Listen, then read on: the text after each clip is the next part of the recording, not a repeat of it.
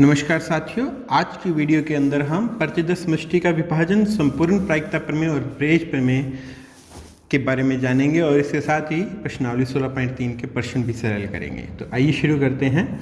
सबसे पहले प्रतिदर्श समष्टि का विभाजन। मान लीजिएगा कुछ घटनाएं हैं मेरे पास में E1, E2 and so on En, ठीक है। तो ये प्रतिदर्श समष्टि के विभाजन को निरूपित करेंगे यदि वे युग्मतः असंयुक्त है। युग्मतः असंयुक्त का मतलब यानी कि कोई भी दो घटनाओं का जो इंटरसेक्शन है वो फाई होना चाहिए, ठीक है। चाहे E1 E2 लें, चाहे E1 E3 लें, कोई भी दो घटनाएं लें, उनका इंटरसेक्शन फाई, इसे हम कहते हैं युग्मतः असंयुक्त, ठीक है। साथ ही समग्र होनी चाहिए। समग्र का मतलब यानी कि इन सभी का यूनियन मेरे पास में प्रतिदर्श समष्टि ऐसे ही बनना चाहिए, ठीक है। और उनकी प्रायिकताएं शून्येतर है, अर्थात PEI का मान है वो 0 से बड़ा होना चाहिए। तो ये घटनाएं मेरे पास प्रतिदर्श समष्टि के विभाजन को निरूपित करेंगे। अब मैं आपको एक उदाहरण दे देता हूँ। जैसे मान लीजिएगा मेरे पास में दो घटनाएं हैं। मैंने एक पासा उछाला, ठीक है, और मैंने घटनाएं ले ली। सम अंकाना E1 घटना ले ली और विषम अंकाना E2 घटना ले ली, ठीक है। तो ये जो दोनों घटनाएं हैं, ये इन दोनों का जो इंटरसेक्शन है वो फाई होगा और दोनों का यूनियन वो एस के बराबर होगा और दोनों की प्रायिकताएं वो 0 से बड़ी है। दैट्स मीन ये प्रतिदर्श समष्टि का विभाजन निरूपित करती है, ठीक है। तो अब हम संपूर्ण प्रायिकता प्रमेय के बारे में जानते हैं। और संपूर्ण प्रायिकता प्रमेय क्या है? मान लीजिएगा घटनाएं E1, E2 and so on En प्रतिदर्श समष्टि के विभाजन को निरूपित करती है। तब किसी घटना A की संपूर्ण प्रायिकता, और संपूर्ण प्रायिकता है वो इस उत्तर से दी जाती है, PA is equal to PE1 into PA upon में E1 plus PE2 into PA upon में E2 plus and so on PEN PA upon में En। और इसे हम समीशन के रूप में भी लिख सकते हैं। Summation I is equal to 1 to n PEI into PA upon में EI। ये किसी घटना की संपूर्ण प्रायिकता का सूत्र है, ठीक है भी। नेक्स्ट, इसके बाद में हम ब्रेज प्रमेय के बारे में जानते हैं। ब्रेज प्रमेय क्या है? यदि घटनाएं E1, E2 and so on En प्रतिदर्श समष्टि के विभाजन को निरूपित करे, तब किसी घटना EI की प्रायिकता, जबकि घटनाएं घटित हो चुकी है। घटना EI की प्रायिकता ज्ञात करनी है और एक घटित हो चुकी है। दैट्स मीन हमने EI की सहप्रतिबंध प्रायिकता ज्ञात करनी है। और सहप्रतिबंध प्रायिकता का हमारे पास में फॉर्मूला होता है क्या, कि जिसकी प्रायिकता ज्ञात करनी होती है वो तो ऊपर आता है और जो घटित हो चुकी है वो नीचे रहती है, यानी कि PEI अपॉन में A। और इसका फॉर्मूला होता है ऊपर तो दोनों का इंटरसेक्शन आएगा और नीचे PA आएगा, ओके। इसकी प्रायिकता आ गई। और हमने प्रायिकता गुणन प्रमेय में जाना था कि इंटरसेक्शन वाली दो घटनाओं की इंटरसेक्शन की जो प्रायिकता है वो इस प्रकार से डिनोट कर सकते हैं, यानी कि PEI इंटरसेक्शन A का मान है वो PEI इंटू PA अपन में EI से डिनोट कर सकते हैं। और PA ये संपूर्ण प्रायिकता है जो हमने अभी इससे पहले फॉर्मूला जाना था और वो हमने यहाँ लिख लिया है, ठीक है। तो ये ब्रेज प्रमेय और ये काफ़ी महत्वपूर्ण है और इसी की हेल्प से हम लगभग सारे क्वेश्चन सॉल्व करेंगे, ठीक है। तो आइए अब हम इस प्रश्नावली के 16.3 के पहले क्वेश्चन पे चलते हैं। पहला क्वेश्चन कहता है दो थैले दिए गए, थैला फर्स्ट और थैला सेकंड, ठीक है। थैले फर्स्ट में 3 लाल और 4 काली गेंदें हैं और थैले सेकंड में 5 लाल और 6 काली गेंदें हैं। किसी एक थैले में से यादृच्छा एक गेंद निकाली गई जो कि लाल है। इस बात की क्या प्रायिकता है कि यह गेंद सेकंड थैले में से निकाली गई है? तो देखिएगा हमारे पास में यहाँ दो थैले हैं, एक तो थैला फर्स्ट और थैला सेकंड, ठीक है। तो और किसी एक थैले को पहले तो चुना गया और फिर उसमें से गेंद निकाली गई, ठीक है, जो कि लाल है। तो हम ऐसा करते हैं कि यहाँ हमारे पास में E1 और E2 दो घटनाएं मान लेते हैं। E1 मानना मैंने थैले पहले को चुनना और E2 घटना मान लिया मैंने थैले सेकंड को चुनना। चूँकि दो ही थैले और दोनों एक जैसे समप्रायिक हैं, इसलिए इन दोनों की प्रायिकताएं हैं वो 1/2 1/2 हो जाएगी। PE1 की प्रायिकता भी 1/2 और PE2 की प्रायिकता भी 1/2। अब चूँकि एक घटना और ले ली हमने कि निकाली गई गेंद है वो लाल है। मान लीजिएगा, माना गेंद घटना A इज इक्वल टू गेंद है वो लाल है, ये प्राप्त हुई है। अब मेरे पास में अगर थैले फर्स्ट से गेंद लाल प्राप्त हो तो इसकी क्या प्रायिकता होगी? तो मैंने इसे लिखा थैले फर्स्ट से लाल गेंद प्राप्त होने की प्रायिकता है, यानी कि थैला पहले तो चुना गया फिर उसमें से गेंद लाल प्राप्त होना, ठीक है। तो PA अपॉन में E1 हो गई। तो A अपॉन में E1 कैसे हुई? क्योंकि पहले तो थैले को चुन लिया हमने, फिर उसमें से लाल गेंद निकाली गई। एक घटना क्या है? गेंद लाल होना। तो पहले थैले में मेरे पास में 3 लाल थी और 4 काली गेंदें थी, यानी कि इसकी प्रायिकता हो जाएगी, टोटल गेंदें तो 7 हो गई और लाल गेंद थी मेरे पास में 3, तो इसलिए इसकी प्रायिकता होगी 3/7। इसी प्रकार से थैले सेकंड से लाल गेंद आने की प्रायिकता, और वो हो जाएगी मेरे पास में 5/11। अब ये P(A)/E2 क्यों लिखा, क्योंकि E2 सेकंड थैले को माना था हमने, सेकंड थैले को चुनना और इसमें से लाल गेंद आना, सेकंड थैले में से लाल गेंद आने की प्रायिकता, और ये होगी 5/11। और ये 5/11 क्यों हो गई, क्योंकि थैले सेकंड के अंदर 5 तो लाल गेंदें हैं और 6 काली थी, तो टोटल गेंदें तो 11 हो गई है, तो लाल गेंद आने की प्रायिकता निकालनी हमने, तो वो होगी 5/11। अब हमने ज्ञात क्या करना है, हमारा क्वेश्चन क्या कहता है कि किसी एक थैले में से यादृच्छिक एक गेंद निकाली गई जो कि लाल है, यानी कि ये एक घटना तो घटित हो चुकी है, गेंद लाल तो आ चुकी है, इस बात की क्या प्रायिकता है कि यह गेंद सेकंड थैले में से निकाली गई है। सेकंड थैले में से निकालना दैट्स मीन E2 घटना की सहप्रतिबंध प्रायिकता निकालनी है हमने, ये क्योंकि एक घटना घटित हो चुकी है, यानी कि हमने Pe2/A कैलकुलेट करना है, और Pe2/A ये ज्ञात करने का मेरे पास में फॉर्मूला है ब्रेज प्रमेय की सहायता से। तो ऊपर तो आएगा Pe2 × P(A)/E2 और नीचे Pe1 × P(A)/E1 plus Pe2 × P(A)/E2। Okay, ये ब्रेज प्रमेय से फॉर्मूला हमने यहाँ लिखा। अब मैं इसकी वैल्यूज रख देता हूँ। Pe2 की वैल्यू मेरे पास में 1/2 और P(A)/E2 इसकी वैल्यू तो 5/11, और ये Pe1 और P(A)/E1 इनकी वैल्यूज भी रख दी 1/2 और 3/7। ठीक है भी, इसी प्रकार से Pe2 × P(A)/E2 इनकी वैल्यूज भी रख दी 1/2 × 5/11। और अब हमने इसे सॉल्व कर लिया। सॉल्व करने के लिए 1/2 सभी में कॉमन आ रहा था, तो सबसे पहले तो कॉमन लेके सबसे काट दिया। ठीक है, 5/11 3/7 प्लस 5/11। अब ये नीचे एलसीएम लिया हमने, एलसीएम लेके एलसीएम 77 हो गया और इसे सॉल्व कर लिया, तो ये हमारे पास में 35/68 ये हमारा आंसर आ गया। ठीक है, क्वेश्चन समझ आया। देखो इसके अंदर 2 थैले दिए गए थे, एक थैले को पहले तो चुना गया और उसमें से लाल गेंद निकाली गई। ठीक है, तो हमने E1 E2 2 घटनाएं ले ली, थैले पहले को चुना और थैले दूसरे को चुना, दोनों की प्रायिकता समान थी, और पहले थैले से लाल गेंद आने की प्रायिकता इतनी है और दूसरे थैले से लाल गेंद आने की प्रायिकता वो इतनी है। ठीक है, क्योंकि गेंद तो लाल प्राप्त हो गई थी, ये कहा गया था हमें यहाँ किसी एक थैले में से यादृच्छिक एक गेंद निकाली गई जो कि लाल है, इस बात की क्या प्रायिकता है कि यह गेंद सेकंड थैले से निकाली गई है, यानी कि Pe2/A इसकी प्रायिकता ज्ञात करनी थी। ठीक है, चलो अब हम दूसरे क्वेश्चन पे चलते हैं। और दूसरा क्वेश्चन कहता है, इसी प्रकार का वो क्वेश्चन है, एक डॉक्टर को एक रोगी को देखने आना है, पहले के अनुभवों से ज्ञात होता है कि यदि उसके ट्रेन, बस या स्कूटर या किसी अन्य वाहन से आने की प्रायिकता इतनी है, 3/10, 1/5, 1/10 या 2/5, यानी कि ट्रेन से आने की प्रायिकता 3/10, बस से 1/5 और स्कूटर से आता है तो उसकी प्रायिकता 1/10 और किसी अन्य वाहन से आता है तो 2/5। यदि वह ट्रेन, बस या स्कूटर से आता है तो उससे देरी से आने की प्रायिकता 1/4, 1/3 और 1/12, परंतु किसी अन्य वाहन से आता है तो उसे देरी नहीं होती है। यदि वह देर से आया तो उसके ट्रेन से आने की प्रायिकताएं ज्ञात कीजिए। ठीक है, तो हम यहाँ क्या करते हैं कि 4 घटनाएं हो गई मेरे पास में, एक तो ट्रेन से आना, बस से आना, स्कूटर से आना या किसी अन्य वाहन से आना, तो इनको मैं E1 E2 E3 और E4 ले लेता हूँ। मान लेते हैं E1 घटना ट्रेन से आना, इसकी प्रायिकता मेरे पास में 3/10 है। E2 घटना ले लेता हूँ बस से आना। ठीक है, और इसकी प्रायिकता मेरे पास में 1/5 है, यहाँ दी गई है, और इसके साथ ही स्कूटर से आने की प्रायिकता मान लेते हैं 1/10 है। ठीक है, और चौथी घटना है मेरे पास में किसी अन्य वाहन से आना, और इसकी प्रायिकता 2/5 दी गई है यहाँ। ओके, अब एक घटना मान लेते हैं देर से आना, क्योंकि यहाँ कहा गया था कि यदि वह देर से आया तो उसे ट्रेन के आने की प्रायिकता ज्ञात कीजिए। तो हम क्या करते हैं कि यहाँ एक घटना मान लेते हैं कि देर से आना। ओके, तो अब हम करेंगे कि यदि वह ट्रेन से आता है तो उसके देर से आने की प्रायिकता, तो ट्रेन से आने पर उसकी देरी से आने की प्रायिकता 1/4 है।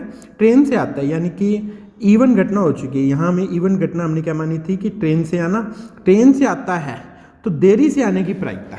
ओके, तो वो मेरे पास में 1/4 है। इसी प्रकार से अगर वह बस से आता है तो देर से आने की प्रायिकता, देरी से आने की प्रायिकता ए है मेरे पास में, बस से आता है E2, यानी कि A/E2 कैलकुलेट करना है, क्योंकि ये बस से आया और वो देरी से आने की प्रायिकता। ठीक है, 1/3। इसी प्रकार से वह स्कूटर से आता है तो उसकी देरी से आने की प्रायिकता हो गई मेरे पास में 1/12 यहाँ कहा गया था। और इसी के साथ ही अगर वो किसी अन्य वाहन से आता है तो वो देरी नहीं होती है, और देरी नहीं होती है तो दैट्स मीन इसकी प्रायिकता मेरे पास में 0 हो जाएगी। अब हमने कैलकुलेट क्या करना है, हमारा क्वेश्चन कहता है यदि वह देर से आया, दैट्स मीन एक घटना तो घटित हो चुकी है, उसके ट्रेन से आने की प्रायिकता ज्ञात कीजिए। यानी कि हमने ट्रेन से आना, यहाँ हमने E1 घटना ली थी, यानी कि हमने E1 अपॉन में A कैलकुलेट करना है, क्योंकि देर से तो आया है वो, और E1 ट्रेन से आने की प्रायिकता यानी कि P(E1) अपॉन में A ज्ञात करना है। और वो ज्ञात करने के लिए हमने ब्रेस प्रमेय का फॉर्मूला लगा लिया, P(E1) अपॉन में A, और ब्रेस प्रमेय का फॉर्मूला है मेरे पास में P(E1) इंटू P(A) अपॉन में E1। और नीचे यहाँ 4 घटनाएं थी, E1, E2, E3 और E4, तो ये 4 स्टेप हो गए मेरे पास में, P(E1) इंटू P(A) अपॉन में E1 plus and so on. इसी प्रकार से ये वैल्यूज़ भी रखे हमने, और हमने इन सब की वैल्यूज़ रख ली। देखो P(E1) P(A) अपॉन में E1 इसकी वैल्यूज़ थी, ये मेरे पास में P(E1) की वैल्यू थी 3/10, और A अपॉन में E1 इसकी प्रायिकता थी मेरे पास में 1/4। तो ये वैल्यूज़ रख ली मैंने यहाँ, ठीक है, यहाँ वैल्यूज़ रखी। इसी के साथ ही इन सब की वैल्यूज़ भी यहाँ रखकर और मैंने इसे सरल कर लिया, और सरल करने के बाद में मेरे पास में रिजल्ट आ गया वो 1/2, ठीक है। यानी कि अब ये देर से आ तो चुका था वो, उसके ट्रेन से आने की प्रायिकता ज्ञात हुई है, P(E1) अपॉन में A, ठीक है। हमारा क्वेश्चन सरल हुआ। चलो अब हम नेक्स्ट क्वेश्चन पे चलते हैं, और नेक्स्ट क्वेश्चन हमें कहा गया है क्वेश्चन नंबर 3। प्रथम थैले में 3 लाल और 4 काली गेंदें हैं, जबकि द्वितीय थैले में 4 लाल और 5 काली गेंदें हैं, ठीक है। थैला फर्स्ट है, उसमें 3 लाल 4 काली गेंदें, और सेकंड थैला उसमें 4 लाल और 5 काली गेंदें हैं। एक गेंद प्रथम थैले से द्वितीय थैले में स्थानांतरित की जाती है। तो एक गेंद हमने पहले थैले से निकाल कर दूसरे में डाली, तो देखो लाल गेंद भी दूसरे थैले में जा सकती है और काली गेंद भी दूसरे थैले में जा सकती है। यानी कि यहाँ 2 घटनाएं होगी, एक तो E1 घटना कि लाल गेंद का स्थानांतरण होना, और E2 घटना होगी काली गेंद का स्थानांतरण होना, ठीक है। तब एक गेंद द्वितीय थैले से निकाली जाती है, निकाली गई गेंद लाल रंग की प्राप्त होती है। अब हम एक घटना और मान लेंगे कि दूसरे थैले से लाल गेंद प्राप्त होना, ठीक है। इस बात की क्या प्रायिकता है कि स्थानांतरित गेंद काली है, ठीक है। तो अब हम इसे सरल करते हैं।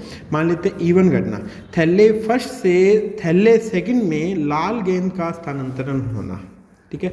तो इसकी प्रायिकता कितनी होगी, चूंकि थैले फर्स्ट में 3 लाल गेंदें हैं और टोटल गेंदें 7 है मेरे पास में, तो लाल गेंद स्थानांतरित होने की प्रायिकता हो गई 3/7, और काली गेंद स्थानांतरित होने की प्रायिकता ये हो जाएगी मेरे पास में 4/7। यहाँ थोड़ा सा संशोधन करना था कि यहाँ काली गेंद हमने स्थानांतरित की है, तो काली गेंद स्थानांतरित होने की प्रायिकता ये आ जाएगी मेरे पास में 4/7, ठीक है। ये थोड़ा सा सही करने वाला है यहाँ। नेक्स्ट इसके बाद में अगर मान लीजिएगा थैले से एक घटना हमने मानी कि सेकंड थैले से निकाली गई गेंद लाल है, यहाँ कहा गया था निकाली गई गेंद लाल प्राप्त होती है, तो सेकंड थैले से निकाली गई गेंद लाल है।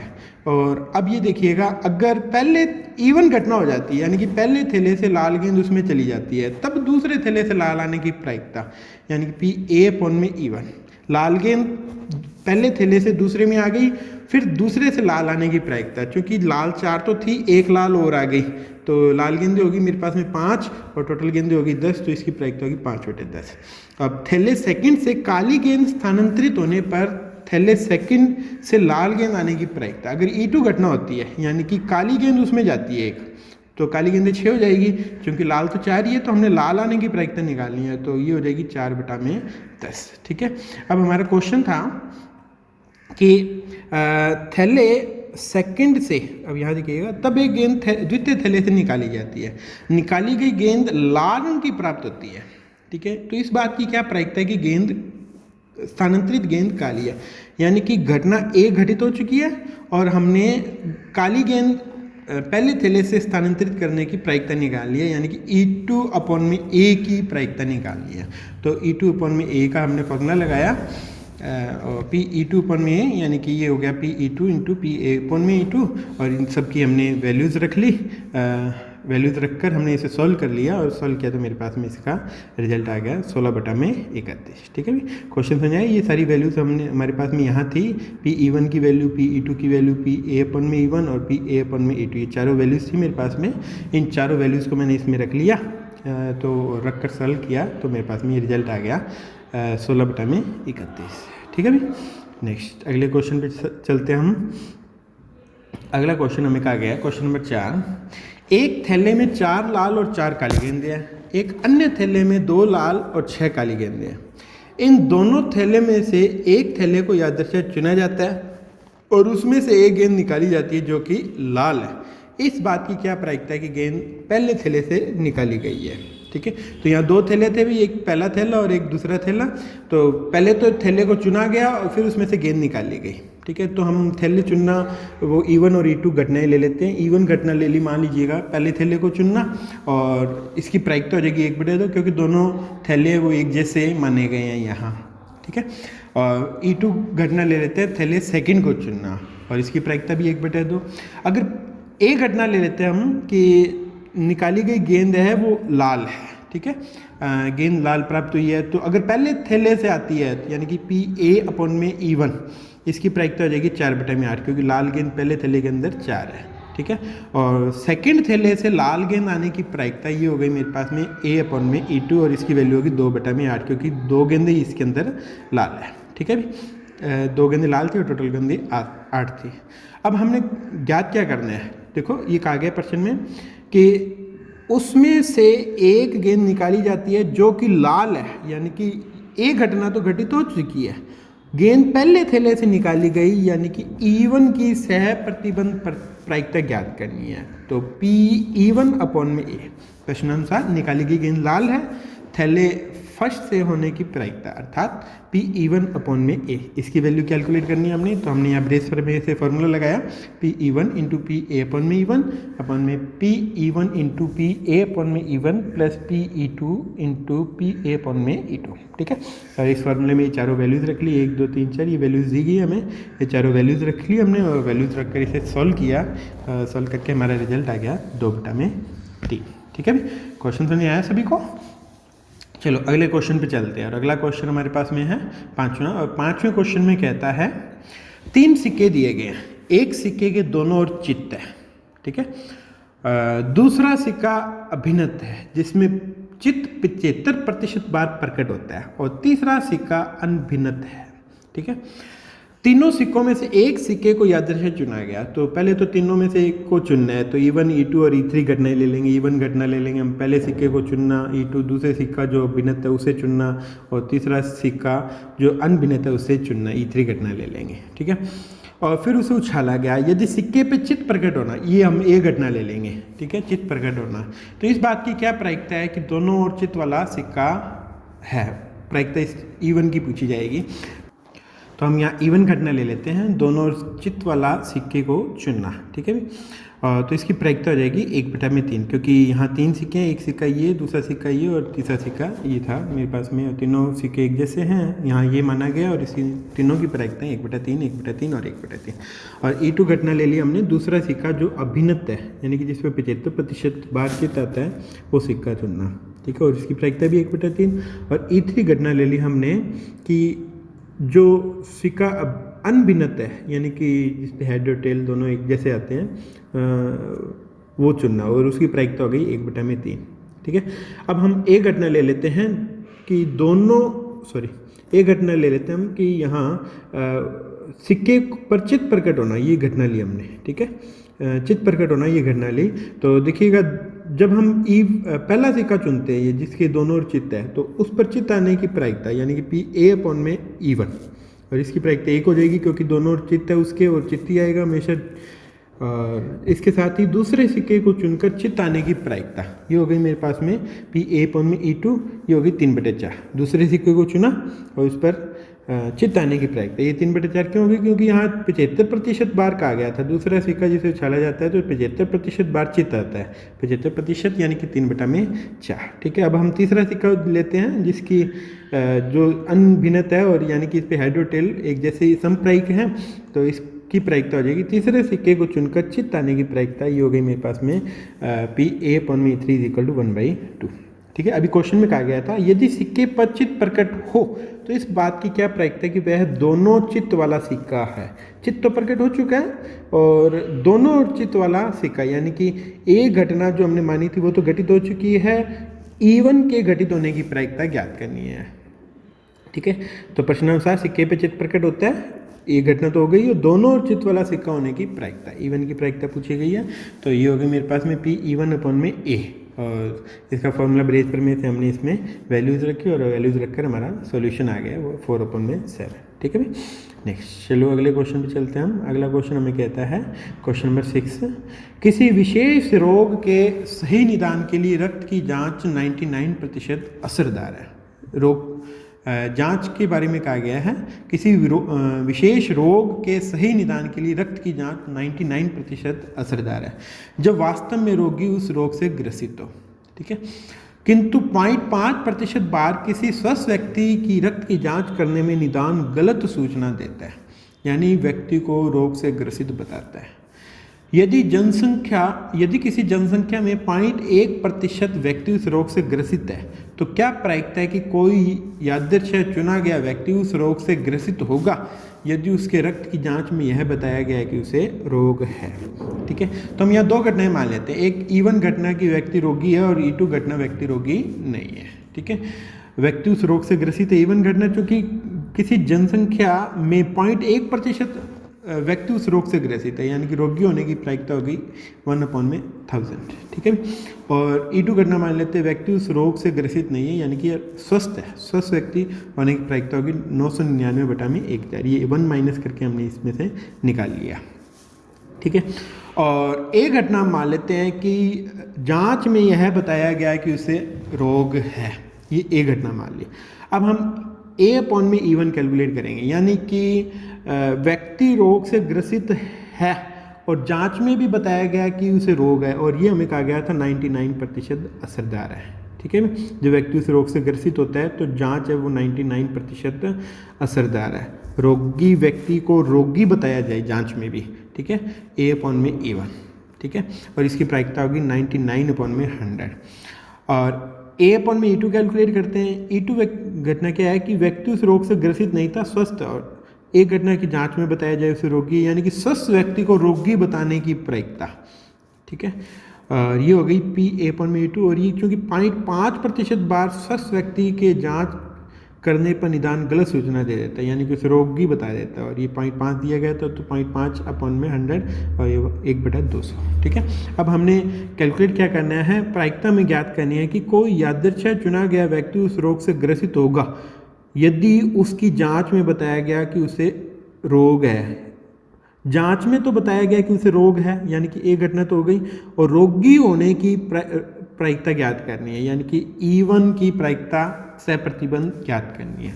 तो P/E1 कैलकुलेट करते हैं हम। P/E1 क्योंकि रोग से तो ग्रसित होना बताया गया था प्रश्नानुसार, उस व्यक्ति के रोग से ग्रसित होने की प्रायिकता यदि जांच में यह बताया जाए कि व्यक्ति को रोग है, तो P/E1 ये ज्ञात करना था हमने, और ये सारी वैल्यूज़ रखी, वैल्यूज़ रखकर हमने सॉल्व किया और ये हमारा आंसर आ गया इसका 22/133। ठीक है, चलो नेक्स्ट क्वेश्चन पे चलते हैं अब हम।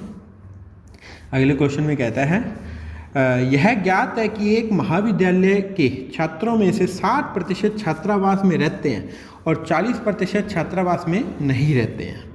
पूर्ववर्ती वर्ष के परिणाम सूचित करते हैं कि छात्रावास में रहने वालों में से 30% तथा छात्रावास में नहीं रहने वालों में से 20% छात्रों ने ए ग्रेड लिया।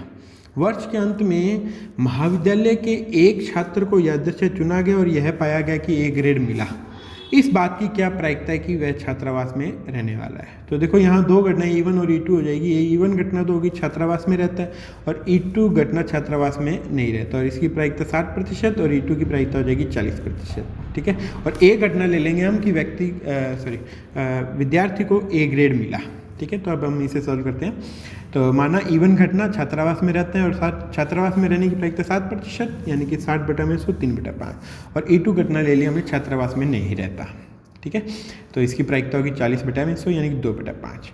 और मान लिया ए घटना ए ग्रेड लिया, विद्यार्थी ने ए ग्रेड लिया। अब हम छात्रावास में रहने वालों में ए ग्रेड लेने वालों की प्रायिकता कितनी है भाई, 30%। ठीक है, तो यानी कि छात्रावास में रहने वाले विद्यार्थी की ए ग्रेड लेने की प्रायिकता P/A/E1, छात्रावास में रहता है, ए ग्रेड लिया, और इसकी प्रायिकता हो गई 30%, यानी 30/100, यानी कि 3/10। ठीक है, अब छात्रावास में नहीं रहने वाले विद्यार्थी की ए ग्रेड लेने की प्रायिकता, और ये है 20%, ठीक है भाई। तो पी ए अपॉन में ए टू, ये हो गया मेरे पास में 1/5। अभी हमने ज्ञात क्या करना है, कहा गया था कि वर्ष के अंत में महाविद्यालय के एक छात्र को यादृच्छिक चुना गया, यह पाया गया कि ए ग्रेड लिया। ये घटना तो हो चुकी है। छात्रावास में रहने वाला है, इसकी प्रायिकता ज्ञात करनी है, इवन की प्रायिकता ज्ञात करनी है सहप्रतिबंध, ठीक है। तो यानी कि ए ग्रेड मिला, छात्रावास में रहने वाला होने की प्रायिकता, ए ग्रेड तो एक घटना थी और छात्रावास में रहने वाली E1, ठीक है। तो ये होगी पी ई अपॉन में E1 अपॉन में ए, और इसका फॉर्मूला लगाया ब्रेस प्रमेय से, हमने इसको सॉल्व किया, सॉल्व करके हमारा रिजल्ट आ गया है, ठीक है। चलो ये क्वेश्चन भी समझ में आया आपको। वीडियो थोड़ी ज़्यादा लंबी हो रही है इसलिए मैं थोड़ा फास्ट करवा रहा हूँ इसमें। हाँ, अगला क्वेश्चन है 8वां। हमारा क्वेश्चन कहता है, एक बीमा कंपनी ने 2000 स्कूटर चालकों, 4000 कार चालकों और 6000 ट्रक चालकों का बीमा किया। स्कूटर चालक, कार चालक तथा ट्रक चालक के दुर्घटना होने की प्रायिकताएं क्रमशः 0.01, 0.03 और 0.15 है। यानी स्कूटर चालक है उसकी दुर्घटना होने की प्रायिकता इतनी है, कार चालक की इतनी है और ट्रक चालक की प्रायिकता है वो इतनी है 0.15। बीमित व्यक्तियों में से एक दुर्घटनाग्रस्त हो जाता है, उस व्यक्ति के स्कूटर चालक होने की प्रायिकता ज्ञात कीजिए। तो यहाँ 3 घटनाएं लेंगे हम, E1 स्कूटर चालक होना, E2 कार चालक होना और E3 ट्रक चालक होना, ठीक है। तो पी E1 ज्ञात करते हैं हम। पी E1 हो गया मेरे पास में 2000 अपन में 12000, क्योंकि ये टोटल 12000 ट्रक चालक है, सॉरी स्कूटर चालक, कार चालक और ट्रक चालक, ये टोटल 12000 हो जाएंगे। तो पी E1 स्कूटर चालक होने की प्रायिकता इतनी हो गई।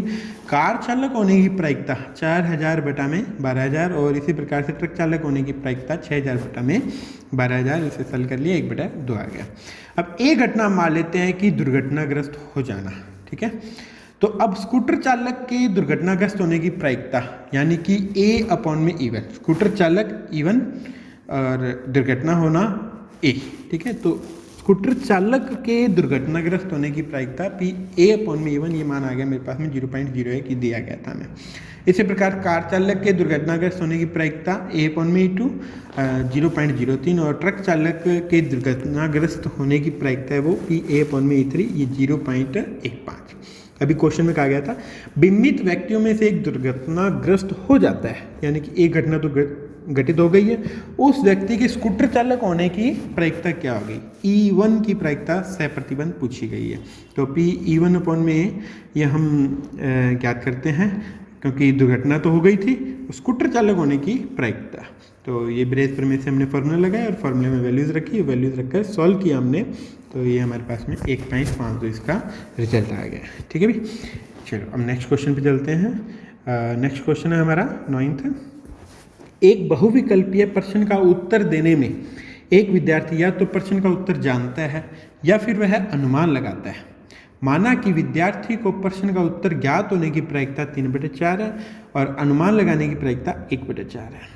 यह मानते हुए कि विद्यार्थी के प्रश्न के उत्तर का अनुमान लगाने पर सही उत्तर देने की प्रायिकता 1/4 है, तो इस बात की क्या प्रायिकता है कि विद्यार्थी प्रश्न का उत्तर जानता है यदि यह ज्ञात है कि उसने उत्तर सही दिया है। तो देखो यहाँ 2 घटनाएं, या तो वह प्रश्न का उत्तर जानता है या अनुमान लगाता है, ठीक है। तो E1 घटना तो ले लेता हूँ प्रश्न का उत्तर जानना, और E2 घटना ले लेता हूँ अनुमान लगाना, ठीक है। क्योंकि प्रश्न का उत्तर जानने की प्रायिकता 3/4 है, तो E1 की प्रायिकता तो हो गई 3/4 और अनुमान लगाने की प्रायिकता 1/4 कही गई थी, ठीक है। और एक घटना ले लेता हूँ प्रश्न का उत्तर सही देना। अब प्रश्न का उत्तर जानता हो और उत्तर भी सही दे, इसकी प्रायिकता कितनी होगी, वो होगी प्रायिकता 1। उत्तर जानता हो और उत्तर सही दे, प्रायिकता 1। और अगर अनुमान लगाकर उत्तर सही देने की प्रायिकता, ठीक है, वो 1/4 हमें कही गई थी कि उत्तर का अनुमान लगाने पर उत्तर सही देने की प्रायिकता 1/4 है। अनुमान लगाकर उत्तर सही दे उसकी प्रायिकता 1/4, ठीक है। अभी हमने प्रश्न में ज्ञात क्या करना है, विद्यार्थी, इस बात की क्या प्रायिकता है कि विद्यार्थी प्रश्न का उत्तर जानता है, E1 की प्रायिकता पूछी गई यदि यह ज्ञात है कि उसने उत्तर सही दिया, एक घटना घटित हो चुकी है, ठीक है। तो यानी कि पी E1 अपॉन में ज्ञात करना था, और हमने यहाँ ब्रेस प्रमेय की सहायता से फॉर्मूला लगाया, इसके अंदर वैल्यूज़ रखी और वैल्यूज़ रखकर सॉल्व किया, तो इसका रिजल्ट आ गया हमारे पास में 12/13, ठीक है। चलो अगला क्वेश्चन सॉल्व करते हैं। अगले क्वेश्चन में कहा गया है, कल्पना कीजिए कि 5% पुरुषों और 0.25% महिलाओं के बाल सफ़ेद है। एक सफ़ेद बालों के व्यक्ति को यादृच्छिक चुना गया, इस व्यक्ति के पुरुष होने की क्या प्रायिकता है? यह मानते हुए कि पुरुषों तथा महिलाओं की संख्या समान है। तो हम E1 घटना ले लेंगे कि पुरुष होना और E2 घटना ले लेंगे महिला होना। ठीक है, दोनों की संख्या समान है, इसलिए यानी कि दोनों की प्रायिकता 1/2 1/2 हो गई। और एक घटना ले लेंगे कि सफ़ेद बाल होना। ठीक है, बाल सफ़ेद है, तो A/E1 की प्रायिकता ज्ञात करते हैं। A/E1 का मतलब ये हो गया कि पुरुष है और उसके सफ़ेद बाल हैं। पुरुषों के कितने प्रतिशत? 5%, यानी कि 5/100 1/20। और महिलाओं के सफ़ेद बाल होने की प्रायिकता वो है 0.25। महिला थी E2 महिला होना और बाल सफ़ेद होना। महिलाओं के सफ़ेद बाल होने की प्रायिकता 0.25/100, तो इसे 1/400। अब हमने ज्ञात क्या करना है कि इस व्यक्ति के पुरुष होने की प्रायिकता E1 की प्रायिकता ज्ञात करनी है हमने, यह मानते हुए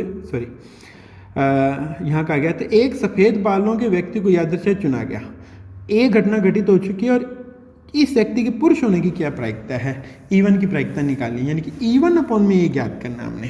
तो E1/A कैलकुलेट कर लिया हमने यहाँ ब्रेस प्रमेय से फॉर्मूला लगाकर सॉल्व किया और इसके अंदर वैल्यूज़ रखी हमने। E1 की वैल्यू थी 1/2, A/E1 की वैल्यू है मेरे पास में 1/20 और ये वैल्यूज़ रखी हमने इसके अंदर, सॉल्व किया, रिजल्ट आ गया हमारा 20/21। ठीक है, चलो अगले क्वेश्चन पर चलते हैं। 11वां क्वेश्चन हमें कहा गया है दो दल एक निगम के निदेशक मंडल में स्थान पाने की प्रतिस्पर्धा में है।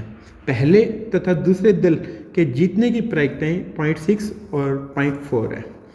इसके अतिरिक्त यदि पहला दल जीतता है तो नए उत्पाद प्रारंभ करने की प्रायिकता 0.7 है और दूसरा दल जीतता है तो इसकी संगत प्रायिकता 0.3 है।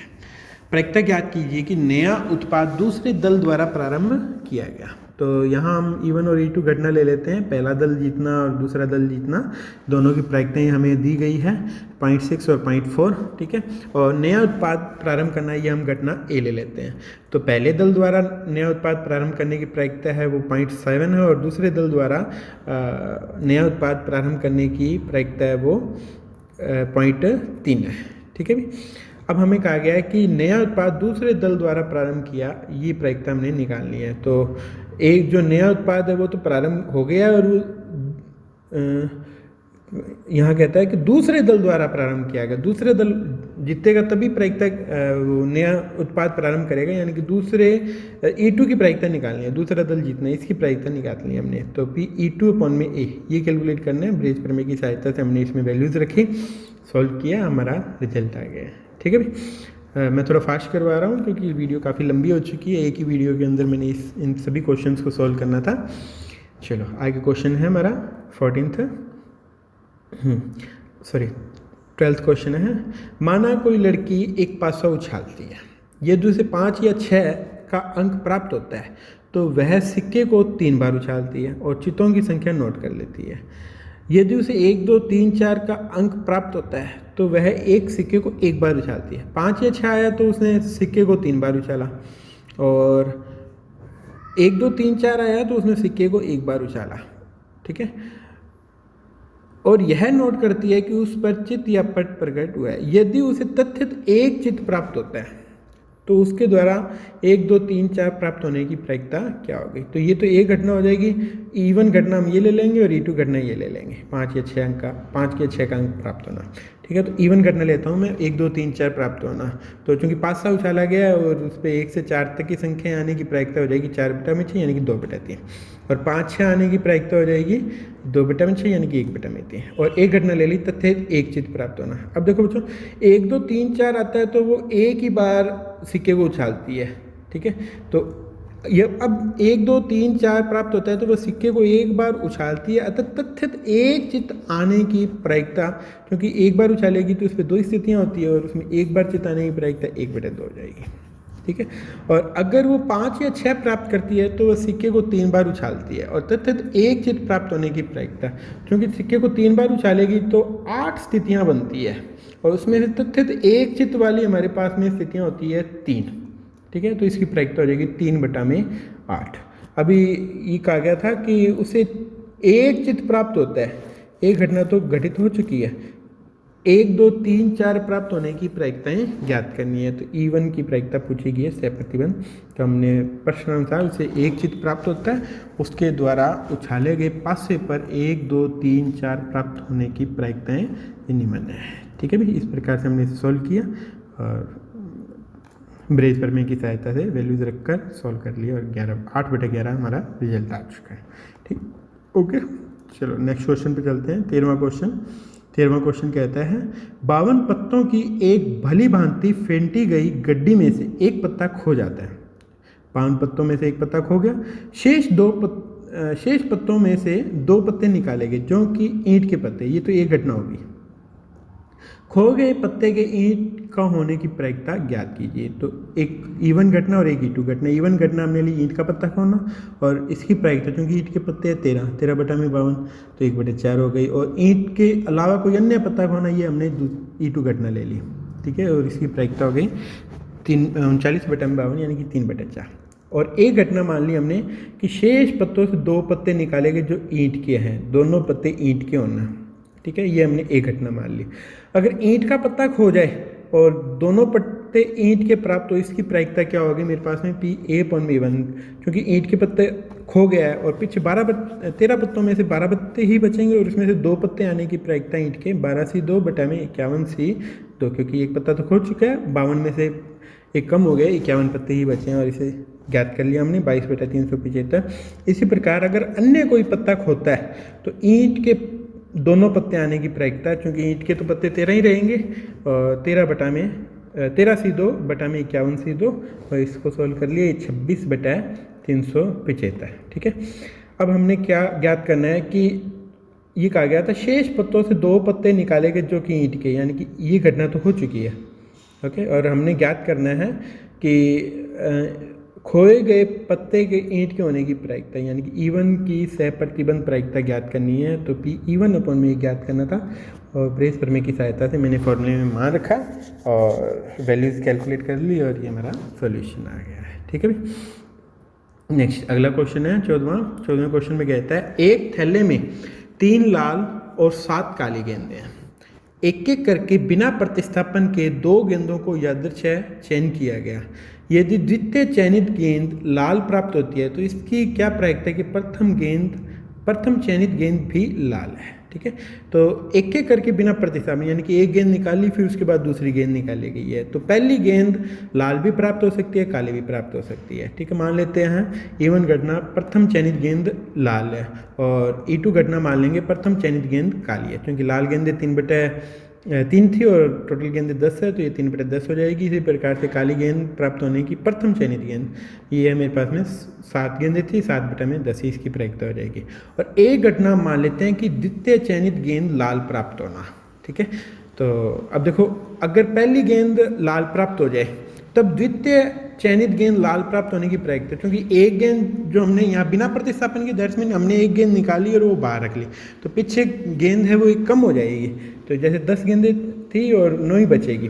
तो पहली चयनित गेंद लाल है और द्वितीय भी चयनित गेंद लाल प्राप्त होने की प्रायिकता, तो पहली तो हमने एक लाल बाहर रख दी, अंदर लाल है वो 2 बचेगी, तो इसकी प्रायिकता हो जाएगी मेरे पास में 2/9। ठीक है, अब कहा गया है कि अगर चयनित गेंद काली हो, प्रथम चयनित गेंद काली हो तो द्वितीय गेंद लाल होने की प्रायिकता। ठीक, प्रथम चयनित गेंद काली है तब द्वितीय चयनित गेंद लाल प्राप्त होने की, एक काली बाहर रख ली हमने, अब अंदर लाल प्राप्त करनी है, तो लाल प्राप्त करने की प्रायिकता हो जाएगी भी 3/9, क्योंकि 3 लाल गेंदें और टोटल गेंदें 9 हो जाएंगी क्योंकि एक काली कम हो गई है। ठीक है, प्रश्नानुसार द्वितीय चयनित गेंद लाल प्राप्त होती है। ठीक है, अतः प्रथम चयनित गेंद भी लाल होने की प्रायिकता, तो ये हो गई PE1/A।